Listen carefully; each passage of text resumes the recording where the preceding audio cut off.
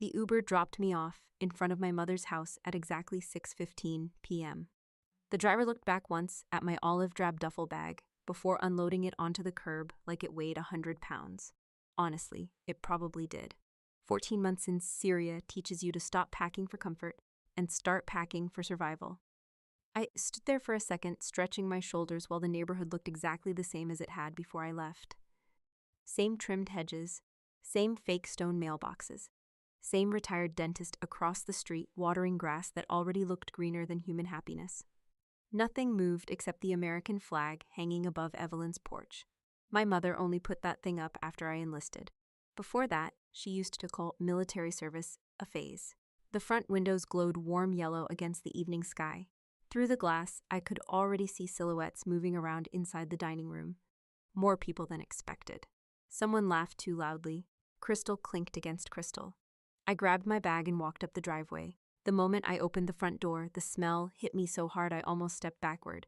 Lavender diffusers, roasted lamb, burnt rosemary, expensive perfume.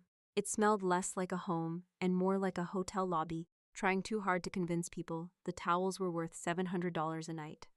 I barely got 1 foot inside before Valerie appeared in the hallway holding a wine glass. My sister looked exactly how rich people on Instagram think rich people look. Beige silk dress. Gold jewelry so thin it probably cost more than my monthly army salary. Hair pulled tight enough to survive a hurricane. Her eyes dropped immediately to my boots. Dust still clung to the soles from Altanf. "You didn't tell us you were coming tonight," she said. Not hello, not welcome home, not even fake excitement. Just mild irritation like I'd interrupted a dentist appointment. I texted Mom 3 days ago. Valerie took a sip of wine.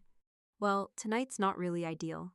Behind her, I could see the dining room table fully set with polished silverware, and those tall wine glasses nobody actually enjoys drinking from because you need a degree in wrist control. Preston stood near the fireplace laughing with 3 men in navy blazers. Investors. Of course. Preston Sterling treated networking the same way toddlers treated birthday cake. Loud, messy, and mostly embarrassing for everyone watching. He spotted me near the door and froze for half a second. Then came the politician's smile. "Captain Clara Hayes," he announced loudly. "Fresh off saving democracy." One investor chuckled politely. Another nodded like he was acknowledging airport security personnel. I'd seen that look before. People love soldiers in theory, just not at dinner parties. Evelyn finally appeared from the kitchen carrying a serving tray. For a moment, I thought maybe I'd get an actual reaction from her. Maybe a hug, maybe emotion. Instead, her eyes widened at my boots. "Oh, Clara," she whispered urgently. "Honey, not through the front." I looked at her.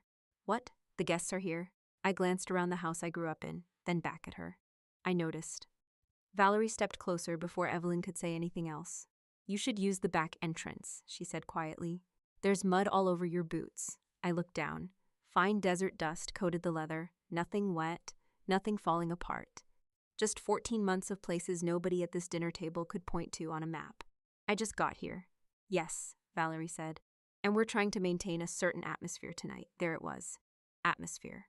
My existence apparently lowered property values. One of the investors wandered closer holding a whiskey glass. Mid-50s, expensive watch. The type of man who said golf retreat more than I love you. Preston smiled tightly. "Clara's in Army logistics." Investor nodded slowly. "Must be tough," he said. "It's mostly spreadsheets with sandstorms." That actually got a laugh. Even Valerie smiled for half a second before remembering she was supposed to be ashamed of me. I picked up my duffel bag again and started toward the stairs. Valerie moved directly into the hallway, not aggressive. Worse. Careful. Calculated. Like she genuinely believed she was protecting civilization from me. "Seriously," she said under her breath. "Use the back stairs. Preston's investors don't need combat boots marching through the house." I stared at her for 3 long seconds. Somewhere behind us, silverware clinked against china. My mother adjusted candles near the dining room table while pretending not to hear any of this. Classic Evelyn Hayes strategy. If she ignored cruelty long enough, she could later pretend conflict simply appeared out of nowhere like bad weather. "You know what your problem is?" Valerie asked softly. I almost laughed. There was always a PowerPoint presentation behind that sentence. "You think the military makes you important," she continued, "but honestly, it's just a stagnant hiding place for people who can't survive in the real world." That landed exactly the way she wanted it to. Precise. Quiet. Cruel enough to avoid witnesses. I looked at Preston. He suddenly found the fireplace fascinating. Cowardice wears tailored suits surprisingly well. Valerie folded her arms. I mean, come on, Clara. You're 31 years old, carrying one bag into your childhood home. Preston built an entire development company before 30. I almost asked which bank currently owned most of it. Instead, I stayed quiet. Because people like Valerie mistake silence for defeat. That's why they keep talking. I slowly bent down and untied my boots. Neither of them moved. I placed both heavy combat boots directly onto Evelyn's perfect white entry rug. A clean ring of pale Syrian dust spread across the fabric like powdered chalk. Nobody spoke. Not Preston, not Evelyn, not Valerie.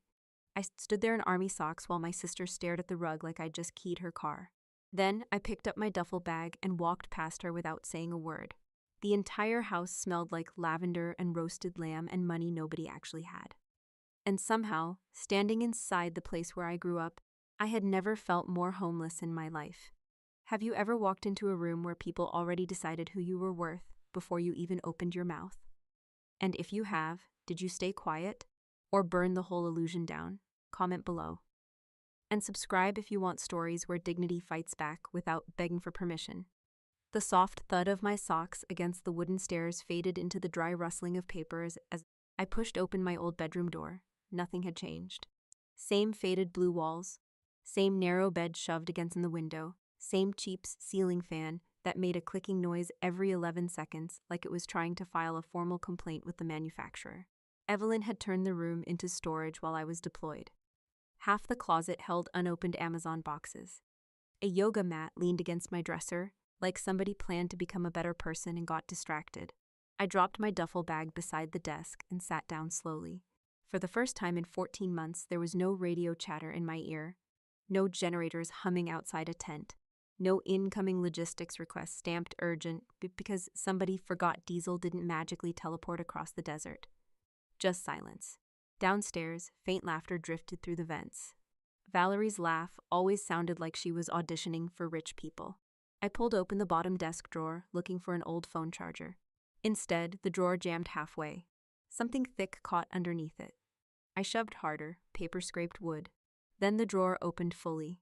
Inside sat a messy stack of unopened mail bundled together with 2 rubber bands. I stared at it for a second. Most of it looked ordinary. Bank statements, insurance notices, credit card offers trying to seduce me into debt with patriotic branding. One envelope from Navy Federal was stamped Final Nodder in angry red letters, even though the account had already been auto-paid 2 months ago. Typical. Then I saw the cream-colored envelope underneath everything else. Heavy paper, dark green lettering, Caldwell Agricultural Estate Law, Des Moines, Iowa, postmarked 47 days ago. My stomach tightened immediately. I picked it up carefully. The envelope had already been opened. Of course it had. I slid the letter out slowly. The first sentence hit harder than any mortar blast I heard overseas.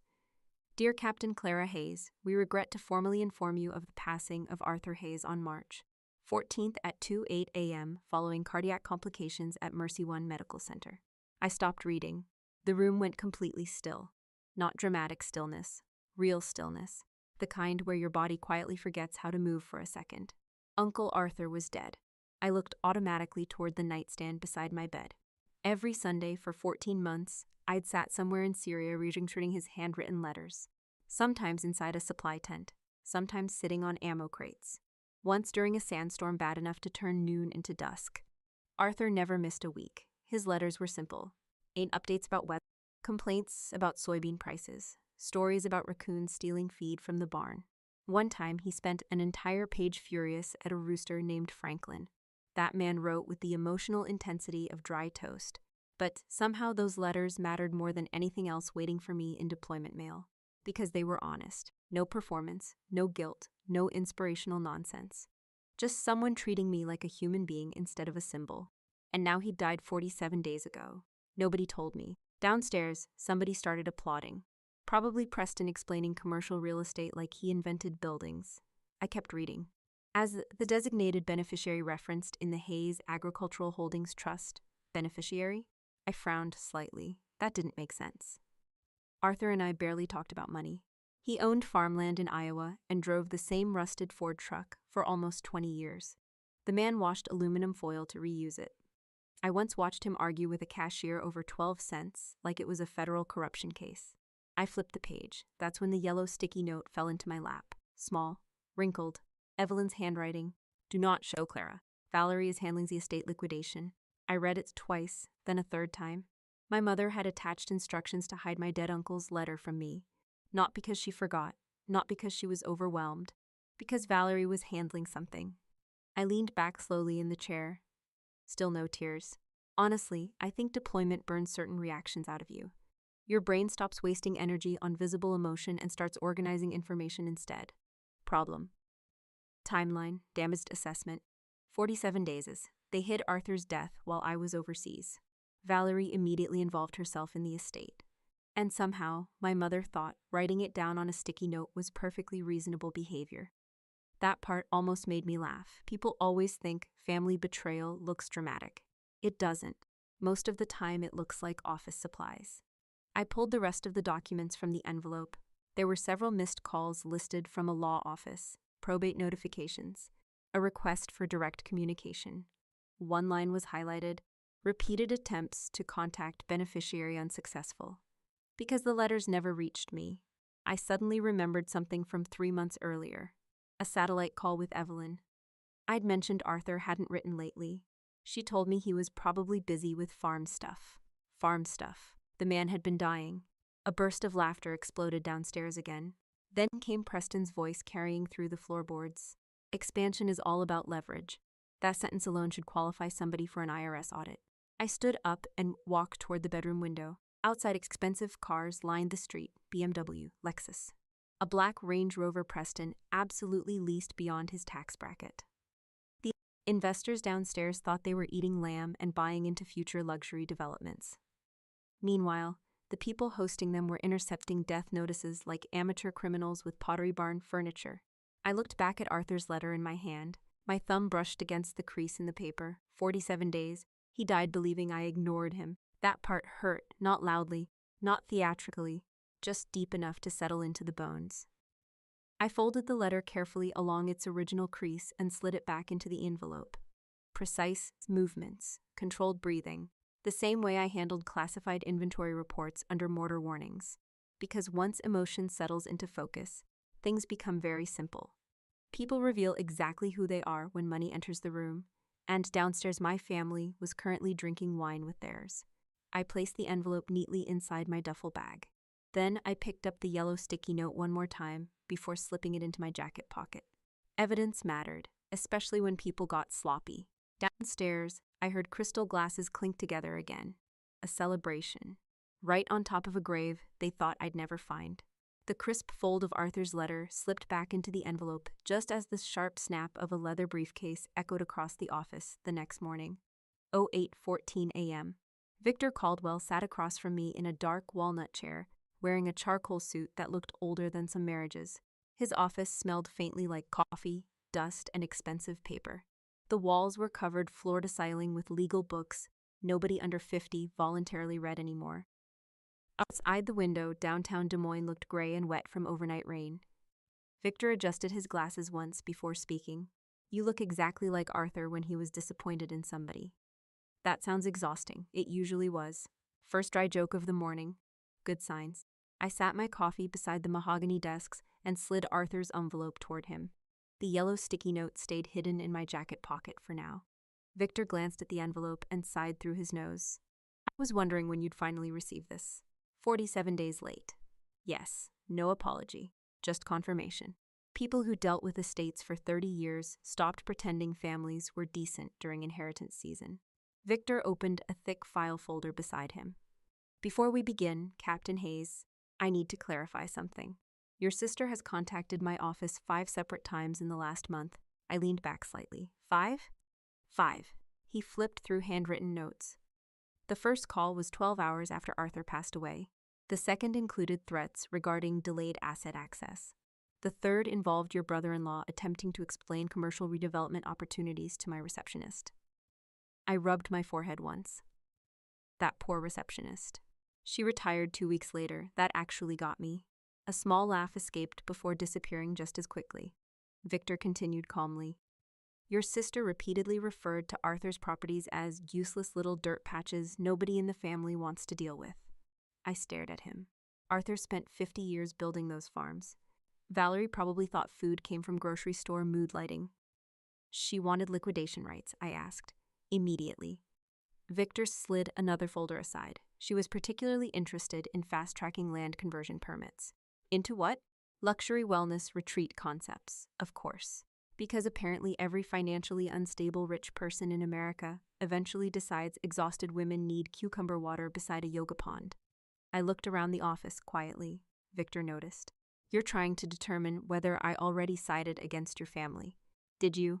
No, he said evenly. Your family accomplished that themselves. Rain tapped softly against the windows. For a few seconds, neither of us spoke. Then Victor reached down beside his chair and lifted a thick-bound portfolio onto the desk with both hands. The thing landed heavy enough to shake my coffee cup. This, he said, is Hayes Agricultural Holdings. I looked down at the cover, professional binding, tax tabs, financial summaries, maps. Nothing about it looked small. Victor opened the first section. Your uncle did not own hobby farmland. He slid several aerial photographs across the desk. Massive green fields stretched toward the horizon in geometric rows. Then came the operational maps, equipment inventories, livestock reports, export contracts. My eyes narrowed slightly. You're telling me Arthur ran all this himself? With 73 employees across 2 states. I looked up immediately. What? Victor finally leaned back in his chair. Captain Hayes, your uncle owned 2 fully operational commercial agricultural operations. 1 soybean production farm outside Mason City and 1 dairy operation near Fort Dodge. He pointed toward a financial breakdown. Combined acreage, 4,211 acres. I blinked once. Arthur drove a truck with manual windows. The man reused sandwich bags. Last Christmas, he mailed me $20 inside a birthday card and wrote, "Don't waste this on Starbucks." Victor kept talking. The dairy contracts alone generated substantial annual revenue. Arthur reinvested aggressively for nearly 3 decades while pretending to be poorer than he actually was. That sounds exactly like him. He once argued with a tax assessor for 41 minutes over a mailbox replacement deduction. Also sounds exactly like him. Victor flipped to another section. The number sat printed in clean black ink near the bottom of the page. Estimated total holding valuation, $18,400,000. I stared at it without speaking. Not shock exactly. More like recalibration. My brain was trying to fit Uncle Arthur, the quiet man in mud-covered overalls who mailed me newspaper clippings about weather patterns, into the reality of an $18 million agricultural empire. Victor studied me carefully. You're taking this better than most people. In logistics, panic usually makes things explode. Fair enough. I kept turning pages. Federal crop subsidies, land appreciation charts, commercial distribution agreements. Arthur wasn't sitting on old farmland. He'd built infrastructure, real infrastructure. The kind people quietly depend on while pretending finance invented the economy. Victor folded his hands together. There's more. Of course there was. There always is. He slid one final document toward me. Hayes Agricultural Holdings Ownership Transfer Authorization. My name filled the entire beneficiary section, exclusively and irrevocably transferred to Captain Clarice Hayes. No split ownership. No family trust distribution, no shared oversight, 100%. I looked at Victor carefully. There's no mistake. None. What about Evelyn? Excluded. Valerie, explicitly excluded. Victor removed his glasses.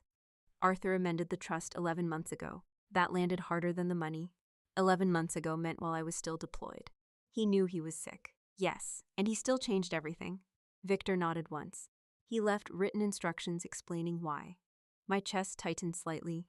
Victor opened a separate envelope and handed me a single sheet of paper. Arthur's handwriting, blocky, uneven, practical. Clara was the only person in this family who ever spoke to me like I still mattered after I got old. Everybody else saw acreage. She saw me, short, direct, pure Arthur. I read it twice before setting it down carefully. Outside, a truck splashed through rainwater somewhere below the office windows. Victor cleared his throat gently. There will likely be conflict once the family learns the full details. I almost smiled. They already started the conflict. That was the moment it fully settled in. Not the money, not the land, the position. Last night I walked into my childhood home carrying 1 duffel bag while my sister treated me like a financial embarrassment in combat boots. Less than 12 hours later, I legally controlled more operational assets than Preston Sterling's entire over-leveraged fantasy company probably ever had. Funny how quickly wealthy people miscalculate someone when they mistake silence for weakness. Victor closed the portfolio slowly. So, he asked, what would you like to do first? I looked down at the maps again. Green fields, equipment routes, employee rosters, real things built by real work. Then I thought about Valerie calling them useless dirt patches while drinking imported wine on my mother's patio. I finally picked up my coffee. First, I said calmly, I want every single document proving ownership. The heavy thud of the financial portfolio closing in Victor Caldwell's office echoed in my head all the way home until it turned into the sharp crack of a ceramic coffee mug hitting Evelyn's marble kitchen counter. Finally, Valerie said, there you are. I walked into the kitchen still carrying my document case. Preston and Valerie sat side by side at the island like a married couple auditioning to sell timeshares in Scottsdale. Preston wore another expensive suit in that aggressive navy color finance guys always choose when they want people to think they own boats. Evelyn stood near the stove pretending to stir something. Nobody looked relaxed. Interesting, a thick stack of papers sat waiting in front of the empty chair across from them. Preston smiled first. There's our war hero. Careful, I said, setting my coffee down. Last night I was apparently lowering the property value. Valerie rolled her eyes immediately. Oh my God, Clara, are we still doing that? Doing that? Right. Apparently being treated like garage equipment was now a mutual misunderstanding.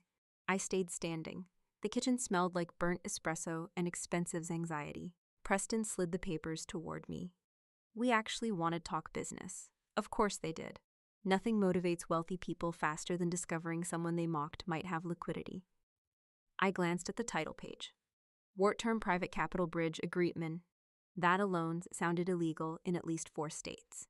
I flipped through the first few pages silently. Corporate terminology, emergency restructuring language, asset stabilization clauses, and buried halfway through page 6 sat the real number. Outstanding debt exposure, $2,137,000. I looked up slowly. Preston adjusted his cufflinks. Temporary cash flow issue, he said quickly. Very standard in commercial expansion.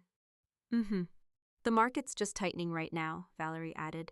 That was rich coming from somebody who treated economics like astrology for people with Range Rovers. I kept reading.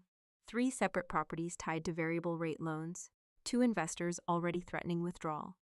1 contractor lawsuit pending. And somehow they'd managed to package this financial dumpster fire into a folder labeled growth strategy. Honestly impressive. You're broke, I said calmly. Preston laughed too hard. No, definitely not broke. Then why does your LLC owe over $2 million? Silence. Evelyn suddenly became very interested in wiping an already clean countertop. Classic. Preston leaned forward. Okay. We're over-leveraged temporarily.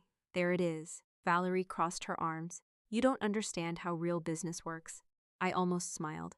I'd spent 14 months coordinating military supply chains across active combat zones where one fuel delay could strand entire operations. But yes. Please explain leadership to me, Princess Pilates. Preston tapped the contract. We just need a short-term bridge loan to stabilize investor confidence. How short-term? 90 days. Interest? Minimal. I flipped another page. 20% ownership collateral language. Personal liability shielding. Automatic rollover conditions. Predatory enough to make a casino uncomfortable. You wrote this contract hoping I was stupid. Preston's jaw tightened slightly. It's standard language. It's shark language. Valerie sighed dramatically like I was ruining brunch. Clara, nobody's trying to scam you. I looked directly at her. You hid our uncle's death from me. That shut the room down instantly. Evelyn froze beside the stove. Preston looked at Valerie sharply for the first time all morning. Interesting again. Maybe she hadn't told him I knew. Valerie recovered fast, though. You're being emotional. No, I'm being observant. She leaned back in her chair. Arthur was old and sick. We were trying to handle things while you were gone. You mean liquidate things? Her expression hardened immediately. There was nothing out there except useless farmland. I almost laughed right into her face. $18.4 million of useless farmland. Arthur would have enjoyed that sentence more than anybody. Preston cleared his throat carefully. Look, whatever misunderstanding happened with the estate, this is separate. No, I said quietly. It really isn't. The kitchen fell silent again. Outside, a landscaping crew buzzed somewhere down the block. Leaf blowers always sound like suburban panic attacks. Valerie suddenly softened her tone. Fake softness, the dangerous kind. Clara, she said gently, you have $42,000 sitting in deployment savings. I stopped moving completely. How do you know that? Evelyn answered too quickly. You left bank mail in the office drawer before deployment. Translation. They'd been opening my financial documents too. Good to know privacy was dead in this house long before Arthur was. Valerie leaned forward. You don't even use the money. You have no mortgage, no investments, no family. Honestly, what are you saving for? There it was. Not cruel enough to yell, just clinical enough to sting. Preston nodded sympathetically like a televangelist. We're building something meaningful here, Clara. I looked around the kitchen. Imported marble counters. Designer lighting. A refrigerator with a touchscreen bigger than military tablets. Nothing in this house had ever produced anything except debt and judgment. Valerie continued. You should want the family's successful people to stay afloat. Successful people. I remembered Preston bragging downstairs about expansion, while his company quietly bled out behind the walls. Then Evelyn finally stepped in. Family helps family, she said softly. That phrase. American families have emotionally mugged each other with that sentence for generations. Family helps family. You owe us because we share DNA. I looked at my mother carefully. Did family help Arthur when he was dying? Evelyn's face tightened. That's not fair. No, I agreed quietly. It really isn't. I sat down finally and picked up the pen beside the contract. All three of them visibly relaxed. Big mistake. I read every page carefully, no rushing, no emotion, just detail after detail. Because desperation always leaks through paperwork eventually, and theirs leaked everywhere. Preston's company wasn't struggling, it was collapsing. The bridge loan wouldn't save them, it would delay the funeral. At the bottom of the final page sat a signature line waiting for me. I uncapped the pen slowly. Valerie smiled. Evelyn exhaled softly. Preston straightened in his chair. I signed nothing. Instead, I capped the pen again and slid the contract neatly back across the marble island. I only invest in solid foundations, I said softly. I looked directly at Preston, then at Valerie. Yours is rotting. Nobody spoke, not immediately, because sometimes the quietest sentence in the room hits hardest when everybody already knows it's true. The scratching sound of the capped pen sliding across Preston's contract faded into the delicate clinking of crystal champagne flutes 3 nights later. Saturday evening, 7:42 p.m. My mother's backyard looked like a wedding reception sponsored by credit card debt. String lights stretched across the patio in perfect golden lines, while hired servers floated through the crowd, balancing trays of imported Bordeaux and miniature crab cakes. Nobody actually ate in one bite without embarrassment. At least 50 people filled the property. Developers, investors, 2 local politicians, one woman who definitely described herself as a luxury lifestyle curator, despite contributing absolutely nothing to civilization. Jazz drifted softly through outdoor speakers hidden in the hedges. Everything looked expensive enough to distract people from asking practical questions. Classic Preston strategy. I stood near the catering tent, just beyond the edge of the lights. Nobody recognized me immediately. Not because I was hiding. Because nobody at parties like this expects the quiet person to matter. Especially not when everyone's busy worshiping confidence wrapped in tailored suits. My Army service uniform sat perfectly against my shoulders. Dark blue coat pressed sharp enough to cut paper. Medals aligned exactly 1/4 inch above the pocket seam. People always reacted strangely to uniforms at events like this. Half for respect, half discomfort. Like patriotism becomes awkward once it's standing next to Valley-Tall parking. A teenage catering assistant passed me carrying champagne. He glanced at my ribbons and whispered, "Damn. Honestly, best reaction of the night." I thanked him and took a glass. Across the yard, Valerie floated between investors wearing a cream-colored dress that probably cost more than Arthur's monthly electric bill. Preston moved beside her, shaking hands too aggressively, laughing before anyone finished their jokes. Performance. Everything about them was performance. The funny part? Now that I knew the numbers, I could see the cracks everywhere. Preston's smile lingered too long after conversations. Valerie kept touching her necklace whenever someone mentioned financing. And every 15 minutes, Preston checked his phone with the expression of a man waiting for test results he absolutely couldn't afford. Desperation has body language. Most people just miss it because wealth distracts them. Near the fire pit, I overheard two investors talking quietly. Thought Sterling Development paused the Riverside project. They did. So where's this expansion capital coming from? One shrugged. Family land acquisition, apparently. I almost admired the audacity. Almost. A server passed carrying lamb skewers. The smell hit me instantly. Same roasted rosemary from the night I came home. For 1 second, I saw Arthur sitting at his old kitchen table in Iowa, eating canned soup straight from the pot because he thought bowls created unnecessary dishwashing. That man spent decades building real wealth while pretending to be ordinary. Meanwhile, Preston rented wealth like a tuxedo for prom night. Evelyn suddenly appeared beside me. I hadn't even seen her approach. You came, she said carefully. I live here, for now. Interesting choice of words. She looked nervous tonight, not guilty, nervous. Different thing entirely. Her emerald dress glittered under the lights while she kept scanning the crowd every few seconds like somebody monitoring structural damage before collapse. You could've worn something less.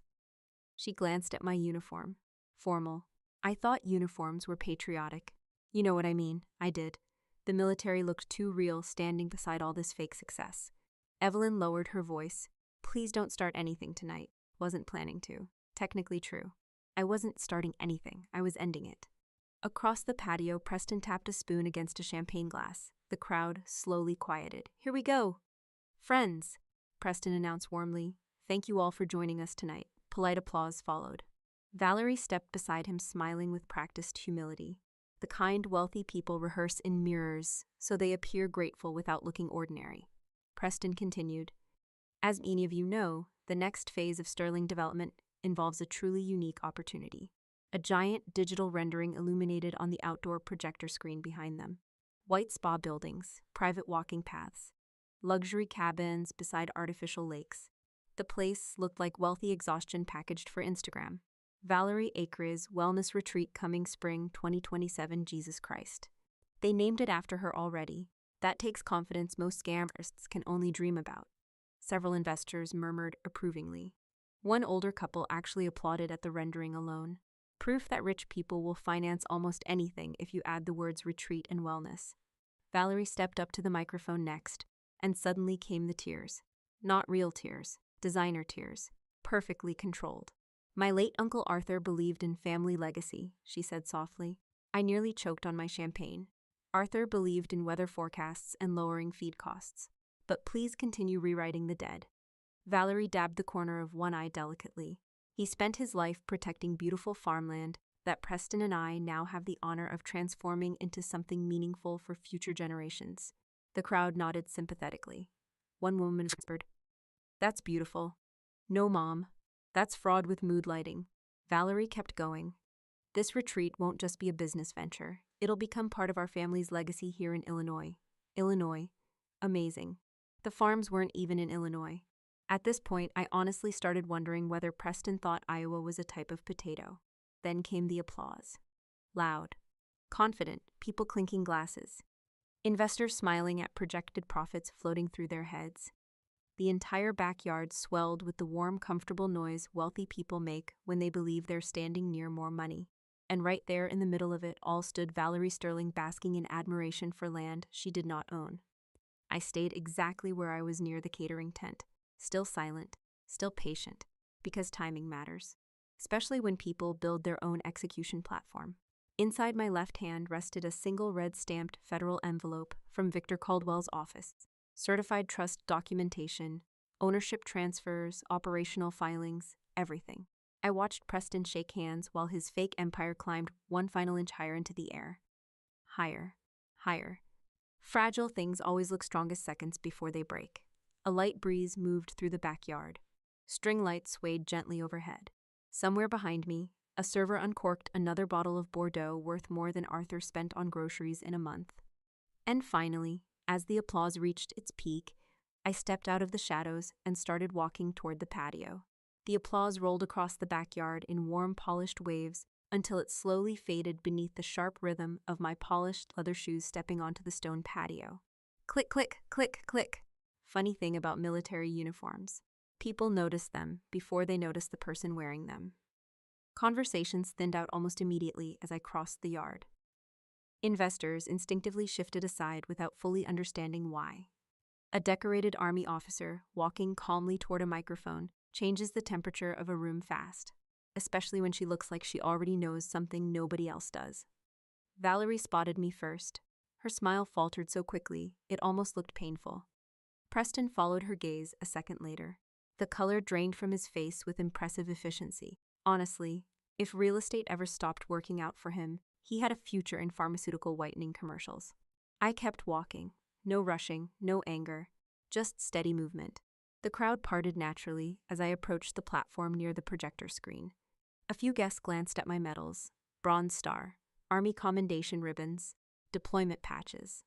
One older investor quietly lowered his champagne glass altogether. Authority doesn't always come from money. Sometimes it comes from surviving places other people only see in documentaries. Valerie recovered enough to force a laugh into the microphone. "My sister decided to join us," she said brightly. The crowd offered polite little smiles. I stopped beside the stage. "Actually," I said calmly, "I think I should." The silence that followed wasn't dramatic, just immediate. Preston stepped forward fast enough to look nervous. "Clara," he muttered quietly, "not tonight. Tonight seems perfect." Evelyn appeared near the back of the crowd, clutching her wine glass with both hands. She already knew. Not specifics, but mothers recognize disaster in their children's posture. And right now I looked exactly like someone delivering consequences. Valerie tightened her grip on the microphone. "We're in the middle of a presentation." I noticed. I held up the red-stamped envelope slightly. "I'll be brief." That phrase alone made 3 investors visibly uncomfortable. People who manage money for a living develop survival instincts around legal documents. Preston forced another smile toward the guests. "Family stuff," he laughed weakly. "You know how it is." No one laughed with him. That was the first real crack. I stepped onto the platform beside Valerie. Up close, I could see panic starting behind her eyes now. Tiny signs most people miss. Faster blinking, jaw tightening. One thumb rubbing nervously against the side of her champagne glass. Performance breaking down in real time. The projector behind us still displayed the fake wellness retreat. Valerie Acres. That almost made this too easy. I turned toward the crowd. Nearly 50 people stared back silently beneath the string lights. Expensive watches, perfect teeth, faces trained to recognize opportunity before morality. And for the first time all week, I understood exactly why Arthur trusted me instead of them. Because I wasn't dazzled by surfaces. I spoke the same way I used to deliver logistics briefings overseas. Measured, clear, precise enough that nobody could interrupt without sounding foolish. "My sister has a beautiful vision for my late uncle's land," I said evenly. Several guests nodded politely. Valerie's shoulders relaxed just slightly, too soon. "However," I continued, "she lacks the legal authorization to develop it." Complete silence. Somewhere near the catering tent, a fork hit a plate. Preston stepped closer immediately. "Clara." I opened the envelope slowly and removed the certified documents. Stamped, notarized. Federal filing marks visible even from several feet away. That changed the room instantly. Investors understand paperwork the way soldiers understand weapons. You know danger when you see it. I placed the trust deed directly onto the podium beside Valerie's trembling champagne glass. Then I looked her straight in the eyes. Not angry, not emotional, just certain. "I just inherited those 2 multi-million-dollar farms," I said softly, "and you are currently trespassing on collateral you do not own." The entire backyard froze. Actually froze. Nobody moved. Nobody sipped wine. Nobody checked phones. Even the jazz music suddenly sounded inappropriate. Valerie Swears stared at me like her brain physically refused to process the sentence. Preston recovered first. "That's not possible." "It's extremely possible," I replied. I tapped the paperwork once. Arthur Hayes transferred 100% ownership of Hayes Agricultural Holdings exclusively to me 11 months ago. An older investor near the fire pit frowned immediately. "Holdings? Good catch." Now the questions started. Valerie finally found her voice. "You're lying." "No, you don't even know how farms operate." I almost smiled. And yet somehow I still know more about them than the woman who thought Iowa was in Illinois. A few people actually laughed before realizing they probably shouldn't. Too late. Momentum had shifted. Preston grabbed the edge of the podium hard enough for his knuckles to whiten. "This is private family business." "No," said one investor sharply. "This is financial disclosure business." There it was. The shark smelled blood now. Another man stepped closer. You represented this land acquisition as secured collateral. Preston opened his mouth. Nothing came out. Because lies collapse differently in public. Alone, people improvise. In crowds, they drown. Valerie turned toward Evelyn desperately. Mom, say something. Evelyn looked completely paralyzed near the patio heaters. Her perfect gala had just transformed into a live-action SEC warning video. I picked up the trust documents again calmly. The farms cover 4,200 acres across Iowa, I continued. Commercial soybean and dairy operations valued at approximately $18.4 million. Now came the real reactions. Not emotional ones, financial ones. Several investors immediately exchanged looks. One woman quietly pulled out her phone. Another man muttered, "Jesus Christ," under his breath. Because this wasn't family drama anymore. This was potential fraud exposure. Preston stepped toward me, lowering his voice aggressively.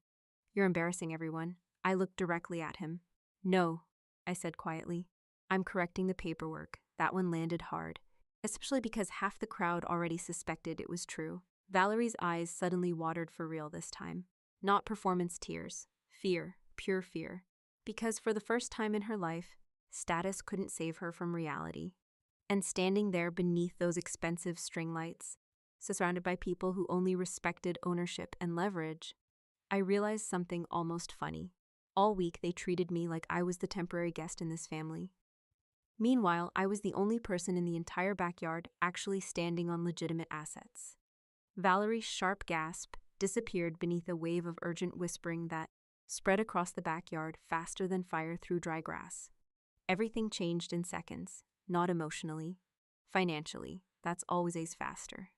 The investors stopped looking at Preston and Valerie like visionaries and started looking at them like unpaid invoices wearing expensive clothes. One older man near the projector immediately stepped away from the stage while pulling out his phone. Another quietly asked, "Were ownership documents ever verified?"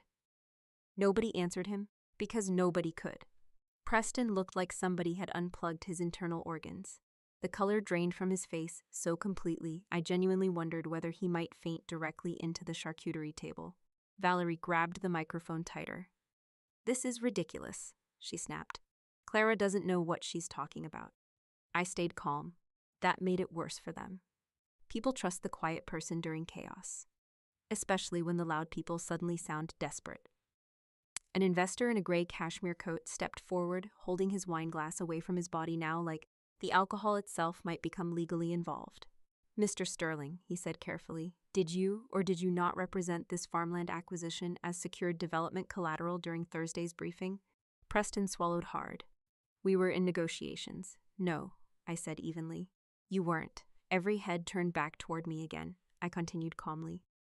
"The land was never available for negotiation because neither of them owned it."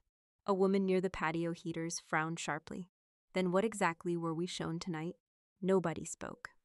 The projector behind the stage still displayed the luxury retreat rendering glowing against the dark backyard. Valerie Acker's wellness retreat. Now it looked less like a business plan and more like evidence. Preston suddenly forced a strained laugh. "This is being blown out of proportion." That sentence always appears right before lawsuits. He straightened his jacket and tried again. The project timeline simply shifted. One investor actually scoffed out loud. "Bad sign. Very bad sign." Wealthy people don't like embarrassment, but they hate looking gullible even more. And tonight Preston had managed both. Valerie stepped toward me, lowering her voice. "What do you want?" There it was. Not apology, not accountability. Transaction. People like Valerie always think morality is just delayed negotiation. I looked at her carefully. "You already know." Her eyes flicked briefly toward the trust documents in my hand. Fear sat openly on her face now. Real fear doesn't look dramatic. It looks calculating, fast mental math, escapes collapsing one by one. Evelyn suddenly rushed forward from the crowd.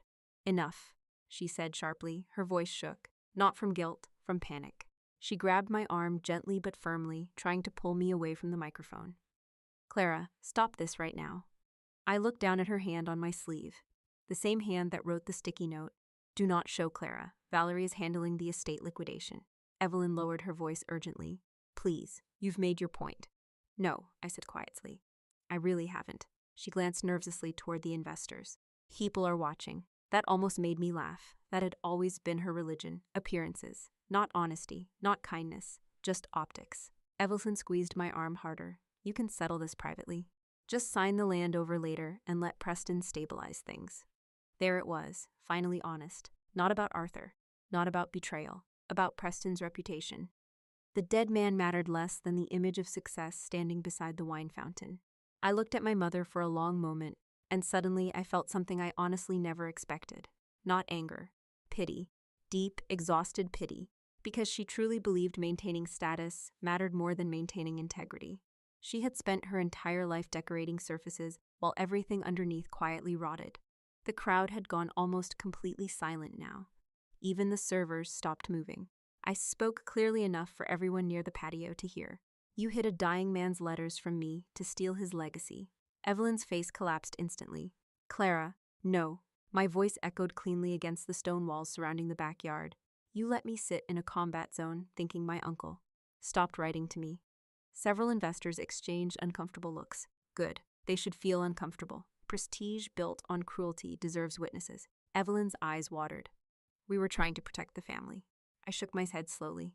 No. You were trying to protect the aesthetic. Complete silence again. The projector hummed softly behind us. String lights swayed overhead in the evening breeze. And standing there in front of all her carefully curated wealthy friends, my mother suddenly looked very old. Not physically, spiritually. Like the effort of pretending had finally become too heavy to carry. I looked directly at her. You traded your integrity for an aesthetic, I said quietly. And now you have absolutely neither. Nobody moved after that. Because there wasn't really anything left to say. One investor slowly placed his untouched champagne glass onto a passing tray. Then another. A woman near the gate quietly turned to her husband and said, "We're leaving." And just like that, the collapse started. Not loudly. That's the funny part. Real financial death rarely sounds dramatic. It sounds like expensive shoes walking away. Within seconds, conversations broke apart across the backyard. Phones came out. Excuses appeared instantly. One investor shook Preston's hand stiffly without making eye contact. Another simply walked out without saying goodbye at all. The older man in the cashmere coat stopped beside me briefly. "Captain," he said quietly, "thank you for the clarification." Clarification. What a polite word for public execution. Preston moved frantically through the crowd, trying to salvage something, anything. Guys, hold on. Nobody held on. One by one, luxury cars started disappearing from the curb outside the house. Valerie stood frozen beside the podium, watching her entire social ecosystem evaporate in real time. No applause now, no admiration. No smiling investors asking about wellness cabins and spa architecture. Just silence and retreat. Because wealthy people forgive failure sometimes, but they never forgive humiliation. Especially public humiliation tied to money. The projector still glowed behind the emptying crowd. Valerie Acres. At some point during the chaos, the image froze slightly crooked. Honestly felt appropriate. Preston finally stopped moving and stared at the nearly empty backyard in disbelief. Less than 3 minutes earlier, he'd been pitching a multi-million-dollar expansion. Now half his investors were likely contacting attorneys from their cars. That's the thing about fake empires. They look enormous right up until reality touches them. Then they disappear almost instantly, like smoke, or champagne bubbles, or promises made by people who confuse appearance with value. The frantic arguments behind me dissolved into nothing until all I could hear was wind moving softly across open fields. 6 weeks later, I stood on Arthur's wraparound porch holding his favorite ceramic coffee mug while rainwater dripped steadily from the edge of the farmhouse roof. The mug was ugly. Brown glaze, tiny crack near the handle, faded John Deere logo peeling off one side. Arthur loved it like it was family heirloom crystal. Funny man. The morning air smelled like wet soil and cut hay, and the kind of quiet you only get hundreds of miles away from people constantly performing for each other. I took a slow sip of black coffee and looked out across the property. 4,000 acres changes your understanding of silence. Not empty silence. Living silence. Wind moving through soybean rows. Machinery humming somewhere in the distance. Birds dropping low over irrigation ditches. Everything here had purpose. Nothing pretended to be more important than it was. About half a mile away, one of the dairy tractors crawled steadily across the eastern field, leaving dark lines through the wet earth. Slow, methodical, honest. I trusted that tractor more than Preston Sterling ever deserved. A screen door creaked behind me. Martha Jennings stepped onto the porch carrying a clipboard under one arm, Arthur's operations manager, 682 years old, sharp enough to file taxes with eye contact alone. "You're up early," she said. "It's 6:30. "Exactly. Fair point. Farm people consider sleeping past sunrise a moral failure." Martha leaned against the porch railing beside me. "You see the revised equipment numbers yet?" "Not yet. We saved about 83,000 switching fertilizer contracts." I nodded once. 6 weeks ago, I barely understood crop rotation schedules. Now I spent mornings reviewing equipment depreciation reports while drinking coffee beside corn forecasts. Life gets weird fast sometimes. Not bad weird, just unexpected. Martha studied me quietly for a second. "You settling in okay?" I looked out toward the secondary farmhouse near the West Road. Construction trucks sat parked beside it now. Nothing flashy. No luxury spa nonsense. No meditation fountains pretending rich people invented breathing. Just practical renovations. Wheelchair ramps, workshop space, private rooms, a training center. The plan was simple. Arthur's secondary property would become transitional agricultural housing for returning veterans who needed work, stability, or just a quiet place to stop feeling like the world moved on without them. Turns out tractors help more people than motivational podcasts do. "Yeah," I said finally. "I think I am." Martha nodded like she already knew. Back in Illinois, things had not gone well for the Sterling Empire. 3 days after the gala, Preston's primary investors formally withdrew financing. 1 week later, 2 banks accelerated loan reviews. By week 4, Sterling Development LLC filed federal bankruptcy protection, with debts totaling slightly over $3.8 million once everything surfaced publicly. Turns out hiding liabilities inside shell development projects makes judges cranky. Who knew? Valerie tried salvaging her social life online at first. That lasted maybe 8 days. People stopped inviting her places once the fraud rumors spread through their country club ecosystem. Funny how quickly artificial friendships disappear once there's no yacht access attached. Last I heard, she'd started selling luxury wellness consulting courses online. America always finds a way to monetize humiliation. Evelyn called twice during the first month. I didn't answer. Not out of revenge. I just honestly didn't know what there was left to say. Some damage changes shape permanently. Like cracked glass, you can still hold it, but you stop pretending it's whole. Martha headed back inside after reviewing a few staffing notes, leaving me alone with the fields again. The wind picked up softly. Somewhere nearby, rainwater dripped rhythmically into a metal bucket. I rested both hands around Arthur's mug and looked toward the old red dairy barn near the north fence line. The paint had faded badly over the years. Arthur refused to repaint it. Said barns were supposed to look like they'd survived things. I understood that better now. My phone buzzed once in my pocket. Victor Caldwell, I answered. "Morning, Captain Landlord." I smiled despite myself. That title still sounds fake. Not according to the IRS. Fair enough. Victor cleared his throat. "Final probate closure came through at 9:12 last night. Everything's officially transferred. Thank you." "You planning to celebrate?"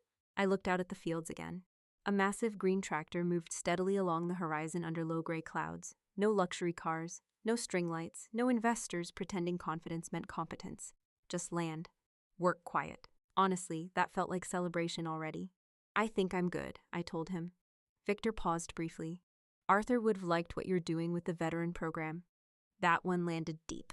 Not painfully, warmly. Like hearing approval from somebody who mattered after the conversation already should have ended. I hope so. He left one final note in his office safe, by the way. I blinked. What kind of shuffly? Mostly instructions about tractor maintenance. But the last line said something interesting. I leaned quietly against the porch railing. What was it? Papers shuffled faintly over the phone. Then Victor read Arthur's words exactly as written. "Clara understands the difference between owning land and deserving it." The wind moved through the fields again. For a second, I couldn't speak. Not because I was sad. Because after everything that happened, somebody had finally seen me clearly without wanting something in return. Victor let the silence sit naturally before ending the call. I slipped my phone back into my pocket and took another slow sip of coffee. Warm, bitter, simple. The tractor kept moving steadily across the horizon while the morning rain faded into mist over the fields. No anger left. No need for revenge anymore. Just peace. Real peace. The kind built slowly through honest work, painful choices, and refusing to become cruel even after cruelty finds you first. People spend their whole lives trying to inherit dignity through money, status, neighborhoods, last names, invitations, and appearances. But standing there on Arthur's porch with wet soil stretching endlessly beyond the fields, I finally understood something my family never did. Dignity is not something you inherit, it's something you build. The steady hum of the tractor faded into the soft creak of Arthur's porch swing as the sky slowly turned orange over the fields. I stayed outside long after the workers headed home that evening. The coffee in Arthur's old mug had gone cold almost an hour earlier, but I kept holding it anyway. Some objects stop being useful and start becoming anchors. That porch gave me a lot of time to think. And honestly, the strangest part of everything that happened wasn't the inheritance. It wasn't the money. It wasn't even Valerie humiliating herself in front of half the county. The thing that stayed with me most was realizing how quickly people decide your value based on appearances. That part bothered me longer than the betrayal itself. Because the truth is, Valerie didn't suddenly become shallow overnight. Preston didn't invent fake success culture by himself. And my mother didn't wake up one morning and randomly decide status mattered more than integrity. People like that are built slowly, over years, by environments that reward appearances more than character. And if we're being honest, modern life encourages it constantly. People respect job titles before kindness, followers before honesty, confidence before competence, presentation before substance. I saw it in the military too. Some of the strongest people I ever served with looked completely unimpressive on paper. Quiet people, awkward people, men and women who never bragged about themselves once. Meanwhile, some of the biggest disasters I ever encountered walked around acting like motivational speakers with protein powder sponsorships. That's why Valerie's comments stopped hurting me the moment I understood something important. People who only value visible success will never know how to measure real strength. They physically can't do it. To someone like my sister, I looked like a failure because I came home carrying one duffel bag instead of arriving in a luxury SUV talking about passive income. She saw exhaustion and thought it meant weakness. She saw discipline and mistook it for stagnation. And honestly, a lot of people watching this right now probably know exactly what that feels like. Maybe not through military service, maybe through family, or divorce, or grief, or rebuilding your life quietly while everyone else posts curated happiness online like they're auditioning for a pharmaceutical commercial. One thing I learned after coming home is that loneliness becomes easier once you stop trying to convince shallow people to understand you. That sounds harsh, but it's true. Some people only respect you when they think they can benefit from you. And the moment you realize that, you stop chasing their approval because you finally understand the game was rigged from the beginning. Arthur understood that long before I did. That man barely spoke 10 unnecessary words in his entire life, but somehow he understood people better than anyone I've ever met. You know what mattered most to him? Consistency. Not image. Not networking. Not status. If you showed up when you said you would, worked honestly, and treated people decently, he respected you. That was it. Simple system. Funny how rare that becomes in adulthood. I think that's why his death hit me so hard. Not because he left me money, because he was the only person in my family who made me feel like I didn't need to perform to deserve basic respect. And a lot of people never experience that from anyone. That's why toxic families are so dangerous. Not because they scream all the time. Sometimes toxic families are incredibly polite, well-dressed, successful-looking. They smile in public while quietly teaching you that your worth depends entirely on usefulness, obedience, or appearance. Little comments become normal, privacy violations become normal, manipulation becomes family loyalty, and over time, people start accepting disrespect because it arrives packaged as love. I've seen it happen to soldiers returning home too, especially after deployment. Civilian life can feel strange because performance matters more than substance in a lot of environments. You can spend 14 months carrying responsibility that affects hundreds of lives, then come home and get treated like you're behind life because you don't own investment property at 32. That messes with people. Badly. Trauma doesn't always look dramatic. Sometimes it looks like emotional exhaustion, isolation, overworking, distrust, feeling disconnected in rooms full of people.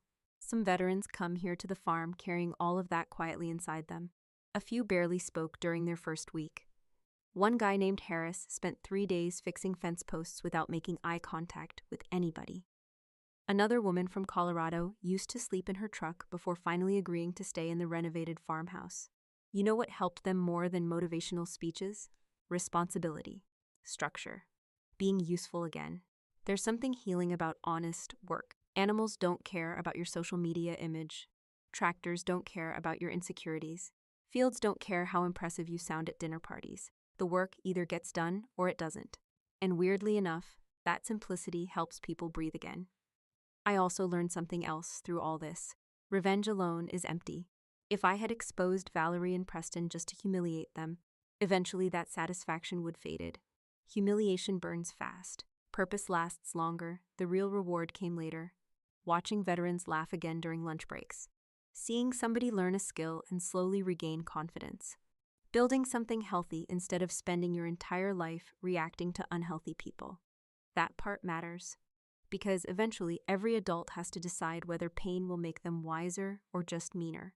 And trust me, becoming cruel feels satisfying for about 15 minutes before it starts poisoning you too. I still think about my mother sometimes. Not angrily anymore, mostly with sadness. Because she sacrificed real relationships trying to maintain appearances for people who disappeared the second the money disappeared. That's the trap. If your entire identity depends on status, eventually reality becomes terrifying. And reality always arrives eventually. Every single time.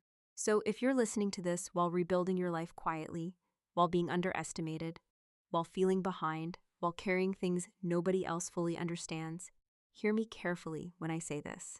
Your value is not determined by how impressive your life looks to shallow people. Build skills, build discipline, build savings, build peace, build relationships with people who still respect you when you have absolutely nothing to offer them. That's real wealth. Everything else is temporary theater.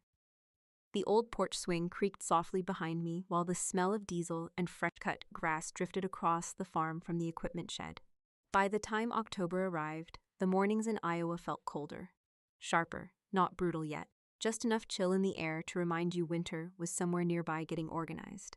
I pulled my jacket tighter and walked down the gravel path toward the secondary farmhouse while two veterans argued over tractor hydraulics near the barn.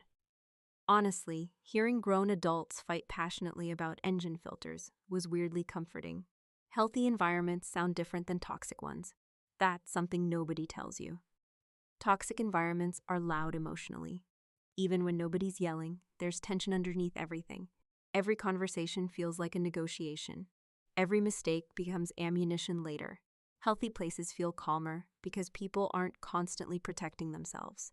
You can breathe there. That realization hit me harder than I expected once I moved permanently onto the property.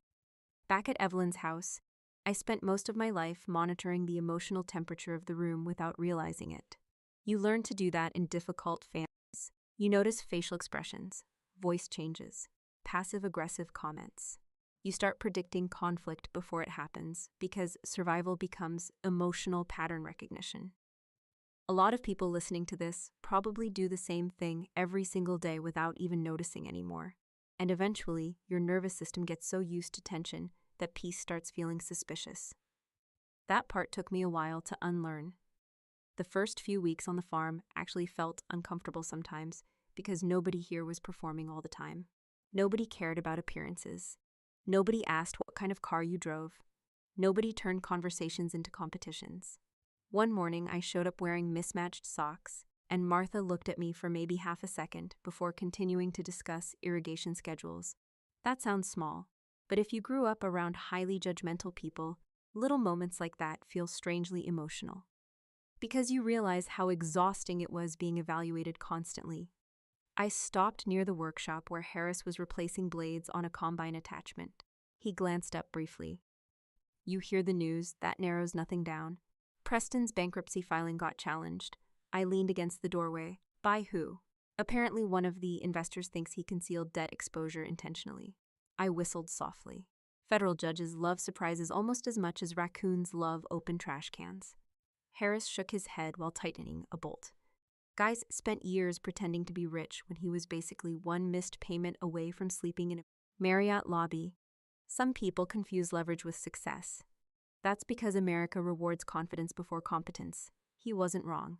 That's part of why so many people feel lost right now. Modern culture constantly pressures people to look successful instead of becoming stable. Huge car payments, credit card vacations, fake online lifestyles, people drowning financially just to maintain an image for strangers who barely care. I watched that obsession destroy my own family in slow motion. And the scary part is how normal it looked from the outside. That's why I always tell people this now. Pay attention to patterns, not presentation. Some of the kindest people I've ever met lived in small houses and drove ugly trucks. Some of the most dishonest people I've ever encountered wore tailored suits and talked about vision. You learn quickly on a farm that appearances mean absolutely nothing if the foundation underneath is weak. Same thing applies to people. Later that afternoon, I sat with a newer veteran named Luis on the back steps near the grain storage bins while he smoked quietly and watched the sunset. He'd been on the property for about 12 days, still barely talked. But that's normal sometimes. Eventually, he asked me something out of nowhere. "How'd you stop being angry?" I looked out across the fields for a second before answering. "I didn't," I said honestly. "Not immediately. Because that's the other thing nobody warns you about. Healing is not clean. It's not motivational quotes and dramatic breakthroughs and suddenly becoming enlightened because somebody on a podcast said, 'Protect your peace.' Real healing is boring sometimes. Slow, uneven. You have good weeks and bad days and random moments where old memories still hit harder than expected. But eventually something changes. You stop replaying the betrayal every morning. You stop building imaginary arguments in your head. You stop needing people to finally admit what they did to you. That's freedom. Not revenge. Freedom." Luis stared down at the cigarette between his fingers. "I still think about people who screwed me over every day." "Yeah," I said. "That'll happen for a while." "So what changed for you?" I thought about Arthur for a second. Then about the gala. Then about the silence afterward. Finally, I shrugged lightly. I got busy building something better. That's really what saved me. Purpose. Not money. Not revenge. Purpose. Because pain gets heavier when all you do is carry it around looking at it constantly. But when you start building something meaningful, eventually the pain becomes background noise instead of identity. The sky turned dark orange across the fields, while grain dryers hummed faintly in the distance. Luis nodded slowly like he understood exactly what I meant. Maybe he did. Most people carrying heavy things recognize each other eventually. Before heading back toward the farmhouse, I stopped and looked across the property one more time. Tractors parked near the equipment shed, lights glowing softly through the renovated veteran housing, wind moving steadily through the soybean rows. Nothing flashy, nothing fake. Just real people trying to rebuild stable lives one day at a time. And honestly, that felt richer than anything Preston and Valerie ever tried to sell. The grain dryer rumbled softly behind the barn, while cold wind pushed across the fields hard enough to make the porch lights sway. By November, the farm had settled into routine, and honestly, routine saved me more than anything else. People underestimate routines because they sound boring, but stability is boring. That's why healthy lives don't look exciting on social media. Nobody posts inspirational videos about paying bills on time, fixing fences before winter, or getting 8 hours of sleep consistently. But those small things build peaceful lives. Chaos usually builds the opposite. I realized that one morning while sorting invoices at the kitchen table inside Arthur's farmhouse. Nothing glamorous. Just paperwork, coffee, cold weather. Martha arguing with a supplier over feed delivery times loud enough to scare nearby livestock. Real life. And for the first time in years, I noticed my nervous system wasn't constantly waiting for something bad to happen. That feeling almost scared me at first. When you grow up around emotional instability, peace feels unfamiliar. Your brain keeps expecting criticism, manipulation, disappointment, or conflict, because that's what normal used to mean. I think a lot of adults secretly live like that. They stay in relationships that drain them, keep answering calls from people who disrespect them, keep attending family events that leave them emotionally exhausted for days afterward, and they call it loyalty because walking away feels selfish. But honestly, sometimes staying is what destroys you. That lesson cost me 31 years and one dead uncle to fully understand. Around noon, I drove into town for equipment parts and saw something that almost made me laugh out loud. Valerie. She stood outside a boutique cafe downtown wearing oversized sunglasses, even though it was cloudy and 43 degrees. Still performing. Some habits survive natural disasters, apparently. She spotted me immediately. For a second, neither of us moved. Then she walked toward my truck slowly. Not confident this time, just tired. Funny how humility suddenly appears once people stop getting invited onto yachts. I rolled down the window halfway. "Hey," she said quietly. I waited. No point helping people avoid uncomfortable silences. Growth lives there sometimes. Valerie tucked hair behind one ear. "I heard the Vetter housing project got approved." "Yeah, that's good." The compliment sounded physically painful for her to say. Honestly impressive effort. A few awkward seconds passed, then she sighed. "Mom's struggling, there it was. Not accountability, recruitment. Families like ours always appoint emotional messengers instead of dealing with problems directly." "How's Preston?" I asked. Valerie laughed once, short, humorless. "His attorney bills have attorneys now." That almost got me. Almost. She looked older than 6 weeks ago. Not physically, emotionally. Like reality finally removed enough layers of performance for exhaustion to show through. For a second, I actually felt sorry for her. Then I remembered Arthur dying while she tried liquidating his property behind my back. Compassion and boundaries can exist together. Important lesson. Valerie stared at the steering wheel quietly before speaking again. "You really think people can change?" Direct question. No sarcasm, no performance. Just honest uncertainty.